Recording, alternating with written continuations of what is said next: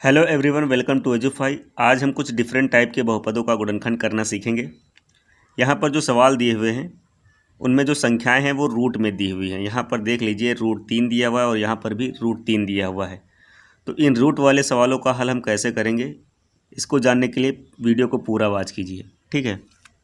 तो यहाँ पर ये जो बहुपद दिया हुआ है √3y² + 11y + 6 √3, ठीक है ना। तो ये किस टाइप का है? ये भी ax² + bx + c टाइप का है, ठीक है। यहाँ पर तीनों पद जो दिए हुए हैं वो प्लस के हैं, ठीक है ना।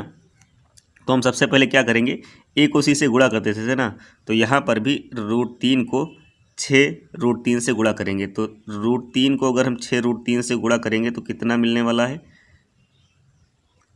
तो ये √3 गुणा करके क्या बनाएगा? 3 बनाएगा। तो 6 × 3 6 × 18, ये 18 मिलेगा, ठीक है। अब यहाँ पर जो y का गुणांक है 11, इसके बारे में देखते हैं। तो 11 को हम दो अंकों a और b में इस तरह से विभाजित करेंगे कि अगर हम a + b मतलब a में b को जोड़ेंगे तो मुझे ये 11 मिलना चाहिए, ये पुनः वापस मिल जाए, ठीक है ना। और अगर हम a को b से गुणा करें तो मुझे 18 मिलना चाहिए। तो हमें a और b के पहले मान पता करने होंगे, ठीक है। तो हम देखते हैं, तो देखने पर मिलता है कि 9 में अगर हम 2 जोड़ते हैं तो 9 2 होता है 11, ठीक है। और अगर 9 को 2 से गुणा करते हैं तो 9 दूनी 18, ठीक है। तो 11 जो मिला ना, कैसे मिला? 9 + 2 करके। तो इस 11 की जगह पर हमें रखना है 9 + 2, ठीक है। तो सवाल को हल करने पे आते हैं। तो लिखेंगे √3 y² है यहाँ पर, प्लस 11 की जगह पर 9 + 2 y + 6 √3, ठीक है। आगे हल करते हैं तो फिर से हम लिखेंगे √3y² प्लस 9 को y से गुणा करेंगे, ये प्लस में है, ये भी प्लस में, ये भी प्लस में, सब प्लस में है। तो प्लस प्लस का जब गुणा होता है तो प्लस की संख्या होती है, ठीक है। तो 9 को y से करेंगे तो 9y हो जाएगा, और 2 को फिर y से करना है तो 2y हो जाएगा, प्लस 6 √3। अब यहाँ पर दो दो पदों के जोड़े बना लेने हैं। यहाँ पर मैंने √3y² + 9y का एक जोड़ा बनाया, और दूसरा जोड़ा जो बनाया है 2y + 6 √3 का, ठीक है। तो यहाँ पर इन दोनों पदों में देखते हैं क्या मुझे कॉमन मिल रहा है, एक जैसी संख्याएं दोनों में क्या मिल रही हैं। तो यहाँ पर 9 को गौर से देखें, 9 को हम क्या लिख सकते हैं? 3 × 3, और 3 को मैं क्या लिख सकता हूँ? √3 × √3, ठीक है ना। 3 को मैं क्या लिख सकता हूँ? √3 × √3, ठीक है ना। तो यहाँ से √3 मुझे मिल जाएगा, और यहाँ पर भी √3 है तो √3 कॉमन हो जाएगा, और यहाँ पर y है, यहाँ पर भी y है। तो √3 यहाँ से हम इन दोनों पदों से कॉमन ले सकते हैं। तो √3 मैंने लिया और ये y लिया, ठीक है। बचेगा क्या?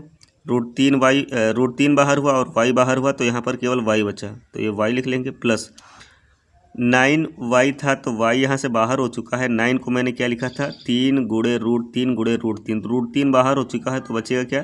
3 √3, तो हम लिखेंगे 3 √3, ठीक है, प्लस अब यहाँ से हम क्या कॉमन लेंगे? देखो दो यहाँ पर है और 2 × 3 = 6 होता है, ठीक है ना।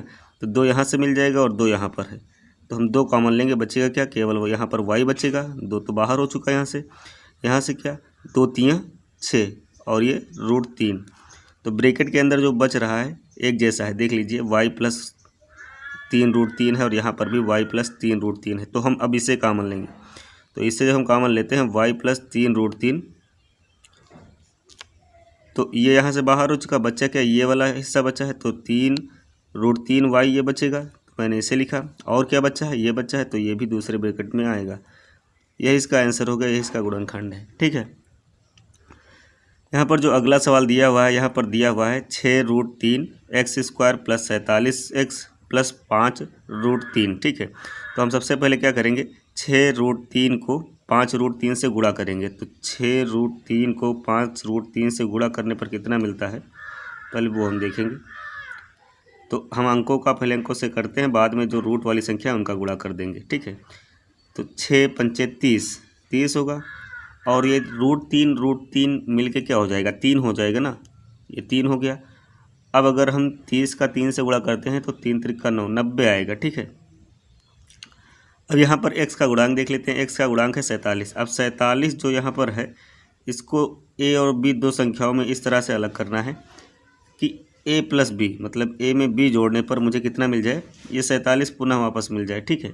और अगर मैं ए से बी को गुणा करूं, ए को बी से गुणा करूं तो मुझे कितना मिलना चाहिए, ये 90 मिलना चाहिए। तो वे संख्याएं क्या होंगी, ए और बी का मान क्या होगा, तो क्या होगा यहाँ पर अगर हम ए की जगह पर 45 और बी की जगह पर 2 रखते हैं तो क्या मिलता है, 47 मिलता है, ठीक है। और अगर 45 का गुणा हम 2 से करते हैं तो 45 दूना 90, ठीक है। तो 47 की जगह पर हम क्या लिखेंगे, 45 + 2, ठीक है। तो यहाँ पर हम सवाल को हल करते हैं, लिखेंगे 6√3 x² और 47 की जगह पर क्या आएगा, 45 + 2, ठीक है। तो यहाँ पर 47 की जगह पर हम रखेंगे 45 + 2 और ये गुणे में x है तो x लिख देंगे प्लस 5√3, ठीक है। अगले स्टेप में हम फिर से लिखेंगे 6√3 x² प्लस 45 को x से गुणा करने पर क्या होता है 45x और 2 को भी हम x से गुणा करेंगे तो 2x हो जाएगा प्लस 5√3। अब यहाँ पर दो दो पदों के फिर से हम जोड़े बनाएंगे और इसमें देखेंगे कॉमन क्या है, एक जैसी संख्याएं दोनों में क्या है। तो यहाँ पर 6√3 x² है और यहाँ पर 45x है। तो 45 को देखें ज़रा, 45 को हम क्या लिख सकते हैं, 15 तियाँ 45, ठीक है। और 15 को भी हम लिख सकते हैं 5 तियाँ 15, ठीक है, 5 तियाँ 15 और 3 को ये 5 तियाँ 15 ये हो गया, ठीक है। और 3 को हम 3√3 गुणे √3 लिख देंगे, ठीक है। तो हमें कॉमन क्या मिलने वाला है, देखो 5√3 एक साथ रख लेते हैं, 5√3 एक साथ और 3√3 एक साथ रख लेते हैं, 3√3। 45 को हम क्या लिख सकते हैं, 5√3 गुणे 3√3, ठीक है। तो ये यहाँ पर हुआ 45 के लिए। और 6√3 को हम क्या लिख सकते हैं, 6√3 को 2 गुणे 3√3, ठीक है, 2 तियाँ 6 और ये 3√3, ठीक है ना। तो यहाँ से मुझे 3√3 कॉमन मिल रहा है, ठीक है। तो हम यहाँ से 3√3 कॉमन लेंगे, 3√3 कॉमन लेंगे और ये x भी दोनों में है, दोनों पदों में है तो x भी हम कॉमन लेंगे, x भी मैंने कॉमन लिया। तो बच्चा क्या, यहाँ पर 6√3 था तो 6√3 में से 3√3 कॉमन ले लिया गया है, बच्चा क्या, केवल 2 बच्चा है। तो हम यहाँ पर 2 लिखेंगे प्लस, अब यहाँ पर 45 है, 45 को मैंने लिखा था 5√3 गुणे 3√3, तो 3√3 मैंने कॉमन ले लिया है, बचेगा क्या 5√3, ठीक है ना, 5√3। फिर प्लस, अब यहाँ पर क्या कॉमन ले सकते हैं, सॉरी यहाँ पर मैं x भूल गया था, तो यहाँ पर ये x भी लगाना है क्योंकि एक ही x बाहर हुआ था तो ये एक x बच जाएगा, ठीक है ना।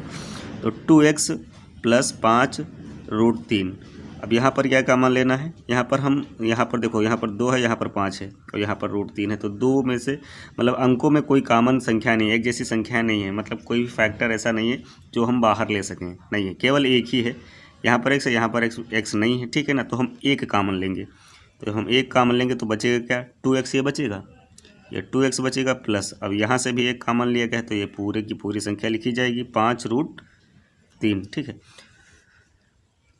तो अगले स्टेप में हम क्या करेंगे, अब जो ब्रैकेट के अंदर है देखो यहाँ पर सेम है, यहाँ पर 2x + 5√3 है, यहाँ पर भी 2x + 5√3 है, ठीक है।